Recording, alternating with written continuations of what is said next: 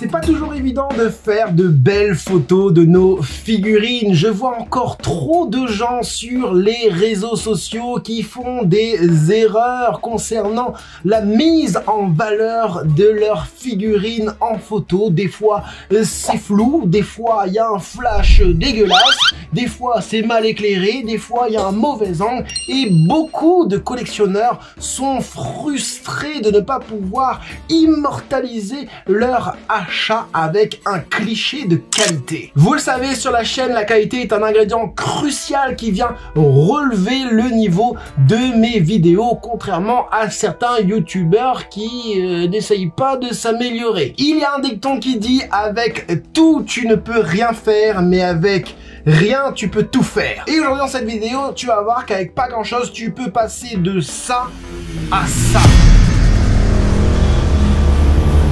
sans forcément dépenser tout ton argent dans un matériel très coûteux. On paye déjà assez cher nos figurines comme ça, manquerait plus qu'on fasse un crédit pour prendre tout ça en photo. Tu vas enfin pouvoir avoir un look pro sur ton Instagram et rendre jaloux tous tes potes. On se fait ça ensemble, c'est parti.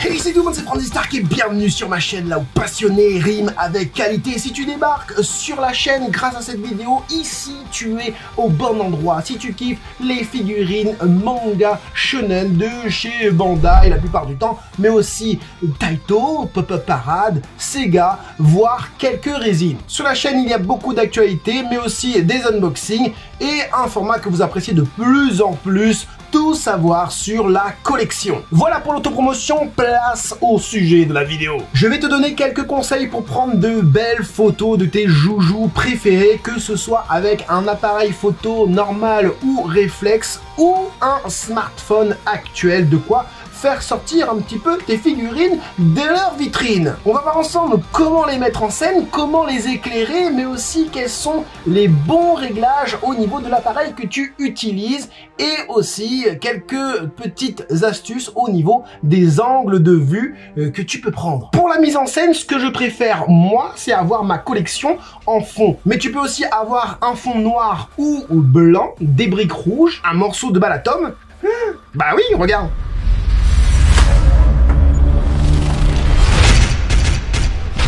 Tu peux aussi les mettre en scène à l'extérieur, mais ça demande parfois de la retouche photo après. On va rester au plus simple, en l'occurrence en intérieur. Ensuite, tu poses une ou deux figurines devant. Moi, perso, j'aime bien avoir les LED derrière parce que grâce à l'effet bokeh que l'on va voir plus tard dans la vidéo, ça donne un côté vachement pro. Mais ça, t'es pas obligé. Maintenant, comment l'éclairer? Évitez d'exposer vos figurines directement au soleil, sauf si c'est le but recherché. Par contre, vous pouvez utiliser la diffusion de lumière naturelle pour un rendu simple. Le seul souci que vous aurez, c'est de ne pas pouvoir gérer la quantité de lumière et passerez la plupart du temps par de la retouche photo. Et si tu veux un tuto pour des retouches photo sur smartphone, je t'invite à me le dire en commentaire. Je préconise encore une fois l'utilisation de la lumière artificielle que vous pourrez mieux gérer puisque vous pourrez baisser ou augmenter l'intensité de la lumière. Et ça manuellement. Pour donner un look pro, il faut mettre deux lumières devant et une derrière. Oui, je simplifie, hein. Celles de devant doivent être à 45 degrés de chaque côté de votre figurine, en hauteur, inclinées vers le bas, le plus près possible de vos figurines sans qu'elles rentrent dans le cadre. Il y en a une qui doit éclairer plus forte que l'autre, ça va aider pour avoir quelques ombrages plutôt intéressants et surtout très classe. Perso, j'utilise des ring lights qu'on trouve vraiment partout et qui ne coûtent pas trop cher. Là, ta figurine est déjà plutôt bien éclairée, mais pour donner un look encore plus pro, il te faut une lumière qui éclaire ta figurine de dos afin de vraiment la détacher du fond que tu auras utilisé. Tu la places aussi en hauteur, pas comme celle-là, vers ta figurine en évitant qu'elle rentre aussi dans le cadre. D'ailleurs, à la place de celle-là, tu peux mettre une lumière RGB qui te donnera un style particulier, mais tu perdras en fidélité au niveau des couleurs. Une fois que ton éclairage est posé, on passe maintenant derrière l'appareil photo ou le smartphone. Je vais devoir simplifier énormément pour ne pas perdre les deux du fond qui pourraient trouver ça barbant. Premièrement, Tu n'utilises jamais de flash. Jamais. Never.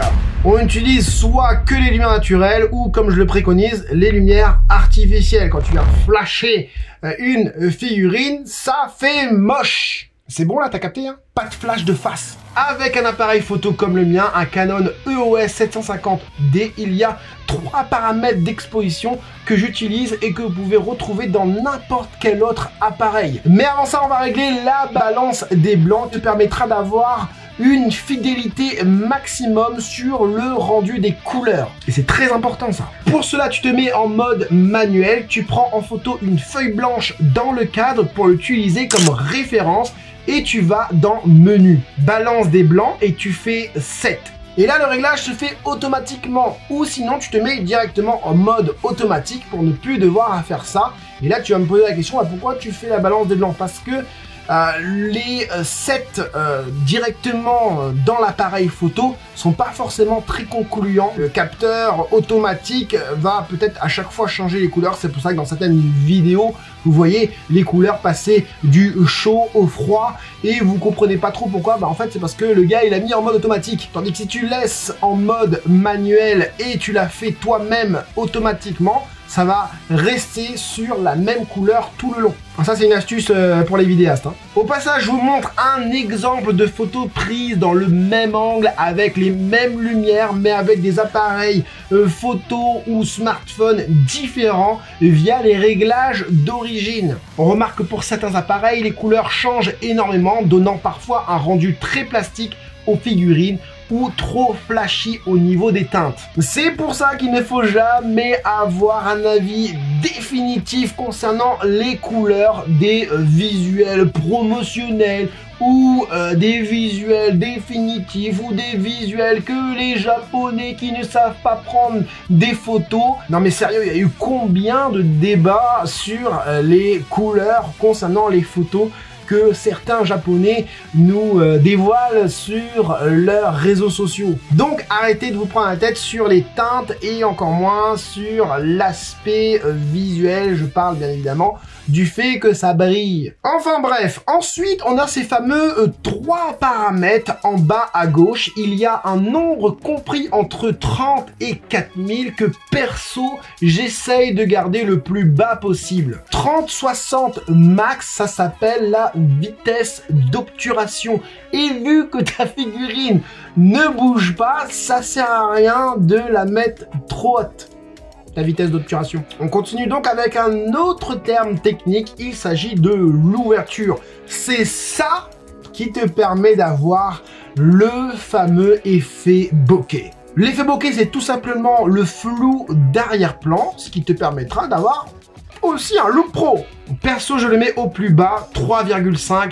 Mais plus tu vas zoomer avec ton objectif, plus il va augmenter et te faire perdre l'effet bokeh. Donc 3,5, tu n'y touches plus, tu le laisses comme ça.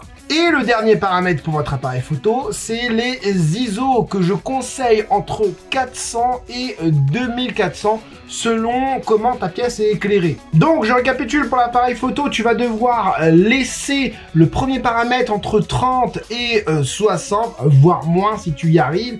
Toujours mettre à 3,5 l'ouverture et jouer avec tes ISO entre 400 et 2400. Pour te donner une idée, là je suis à 400 au niveau des ISO, là je suis à 200, là je suis à 800, tu vois je suis surexposé, là je suis à 1600. Donc tu vois 400 c'est plutôt bien si tu as un petit setup comme ça au niveau éclairage un peu tamisé et des lumières vite fait sur un sujet. Au niveau du smartphone maintenant, tu vas me dire mais il n'y a pas de réglage dans un smartphone, tu ouvres ton application et tu prends ton angle et tu appuies sur le bouton photo, mais je t'arrête là. Moi, dans mon smartphone Samsung Galaxy actuel, bien évidemment, j'ai un mode pro. Et ça me permet de pouvoir régler quelques paramètres que l'on retrouve, c'est-à-dire l'ISO, la vitesse d'obturation, mais aussi le flou et la balance des blancs. Tu l'auras compris, c'est exactement les mêmes réglages qu'un appareil photo réflexe. Et ouais, c'est pour ça qu'on appelle ça pro en fait. Allez, démonstration. Donc là, sur mon appareil photo, je suis en mode photo normal. Allez, je te prends une photo comme ça pour te donner vraiment une idée entre celle-là et celle qu'on va faire après. Donc je vais dans plus. Ensuite, on va dans Pro, tout simplement. Tu vois que ça change un peu au niveau des couleurs. On n'a pas encore le focus. Donc, la première chose qu'on va faire, c'est que on va aller dans Focus et on va mettre sur Auto dans un premier temps. Voilà, on est déjà pas pareil, comme tu peux le voir. On a des couleurs un peu plus violettes. On va régler tout ça juste après. Au niveau de la vitesse d'obturation, Speed, comme tu peux voir, 1,125. En fait, c'est juste qu'il y a un 1 devant. Donc nous, on va le régler à peu près comme l'autre. On va régler ça sur 50. Ça peut être pas mal. On va voir un petit peu ce que ça donne après. Et au niveau des ISO, on va faire du coup descendre pour que ce soit comme ton œil le voit en fait. Tu vois, au niveau de la clarté. D'accord? Là, moi, ce que je vois, c'est que je vois que c'est tout simplement trop chaud, donc trop jaune. Donc tout en haut, c'est écrit WB et ça en fait ça te permet de faire descendre la température. Donc là je descends la température, voilà, si c'est trop froid ça va donner ça et si c'est trop chaud ça va donner ceci. Moi je regarde par rapport à ce que j'ai dans ma pièce, vous voyez tout en haut à droite, j'ai pas cet effet violet rose là sur les murs, j'ai un truc un petit peu plus bleuté. Donc du coup, je vais aller vers ce bleu. Pareil à gauche, là c'est encore un peu rose. Je vais aller vers ce bleu là. Voilà, et ça me paraît plutôt bien. 5100, ça me paraît plutôt pas mal. Donc là, sans le flou utilisé en mode manuel, donc avec le flou automatique. Et maintenant avec le flou manuel... voilà, donc vous voyez, là, les parties vertes sont nettes et les parties qui ne sont pas vertes sont flottées. Et donc, voilà, je vous donne, du coup, attendez, je vais bien me mettre sur Izuku, voilà, sur les yeux d'Izuku. Voilà, on a un Izuku bien net et le reste plus flou. Bien évidemment, plus tu vas te rapprocher, plus l'arrière-plan sera flou puisque tu vas... donner un coup de net, encore une fois, comme je vous le montre sur Izuku. Donc là, Izuku est hyper net et par contre, l'arrière-plan est vachement flou. Je vais te montrer un petit peu ce que ça donne avec de la lumière naturelle. Pareil, toujours avec le téléphone. Donc là, on va régler en premier la vitesse d'obturation. Donc on va remettre à peu près à 50 ou 60. Ouais, c'est bien. Allez, on va tester avec ça. Vous voyez, ça donne beaucoup trop de lumière, donc du coup, il va falloir faire descendre. Attendez, on va juste, au niveau du focus, le mettre en automatique, voilà. Et du coup, tu vas dans tes ISO et tu fais descendre tes ISO. Tu vois, mes ISO étaient beaucoup trop élevés. Là, on va descendre, puisque de toute façon, la lumière naturelle est plus forte que la lumière artificielle. Donc forcément, tu n'as pas besoin de 400, voire 800. Donc là, vous l'avez vu tout à l'heure, quand j'étais à 200...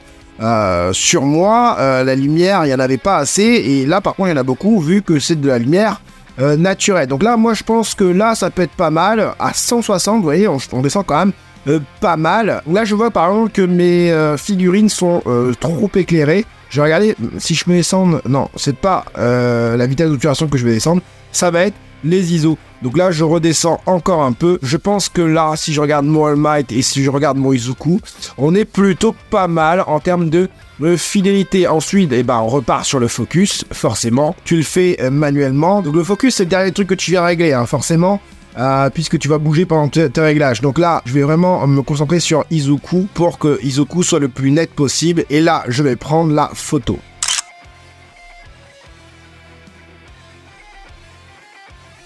Concernant les angles de vue, le plus courant c'est que ton personnage regarde l'objectif, ça donne un côté illustration. Mais tu peux aussi le prendre de dos, de profil, en plongée ou contre-plongée.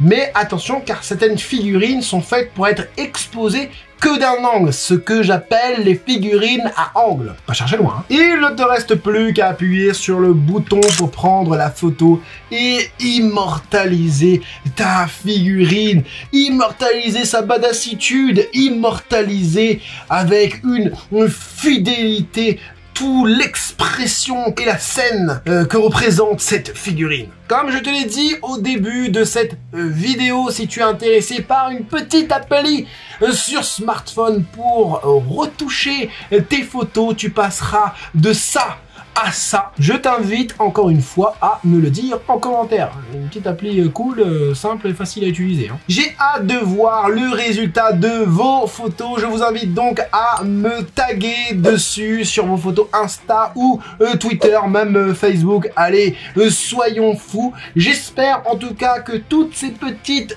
astuces vous auront servi. Pose ton gros like si c'est le cas. J'espère que tu auras appris quelques petits trucs de ma part. C'était Franzy Stark. À la prochaine.